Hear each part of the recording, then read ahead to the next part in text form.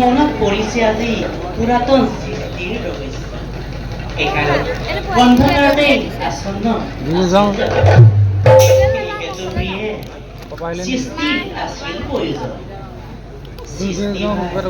প্ৰজাপতি বৰ্মাক অৰ্পণ কৰি ললো পালন। বৰ্মা দেৱীও আমাৰ নিৰ্দেশ মতে ব্ৰহ্মাণ্ডৰ পাতনি মেলিব আৰু প্ৰিয়ে আমাৰ নাভিতেই প্ৰগট হৈ প্ৰথমে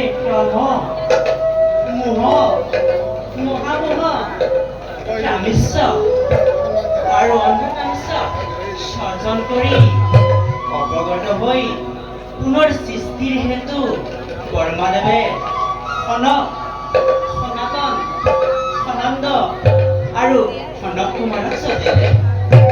পুত্ৰগণৰ অৱজ্ঞাৰ ক্ৰোধত ব্ৰহ্মদেৱৰ ক্ৰোধৰ পৰাই সৃষ্টি হ'ল দেৱাদিদেৱ মহাদেৱ আৰু প্ৰিয়ে ইফালে প্ৰজাপতি দক্ষৰ দুহিতা আৰু কাশ্যপৰ ভাইজা তিতি দেৱীয়ে সপুত্ৰ আৰু পত্নীভৱৰ লগত মিলি অকাৰ্য কৰিবলৈ ধৰিছে। গতিকে প্ৰিয়ে এই সুযোগতেই দিতিৰ গৰ্ভত পাতালত জীৱৰ পাতনি মেলিব লাগিব আৰু সেই জীৱৰ নাম হ'ব দৈত্য অথবা প্ৰিয়ে বৰ্মাদেৱে স্বজন কৰা বসুমতী ৰক্ষাকালত সখী থকাৰ হেতু জীৱৰ বিস্তাৰ সম্ভৱ। গতিকে প্ৰিয়ে যিকোনো উপায়েৰে বসুমতীক উদ্ধাৰ কৰি বৰ্মাদেৱৰ মনোবাঞ্ছা পূৰণ কৰিব লাগিব।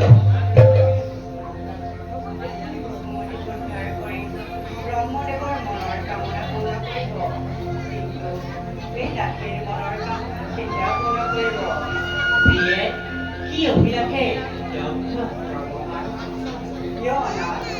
মই আপোনাৰ ওচৰলৈ আহিছে জয় বিজয় দাই মোক অপমান কৰোঁতে মই যি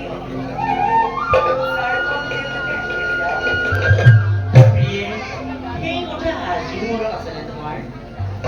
শুনা প্ৰিয়ে, গ্ৰাম মোক বিহিলেই অময়া পৰি আৰু বৈকুণ্ঠৰ দ্বাৰপাত হৈ জয় আৰু বিজয়ে যি অকাৰ্য সাধন কৰিলে তাৰ শাস্তি অচিৰেই ভোগ কৰিব।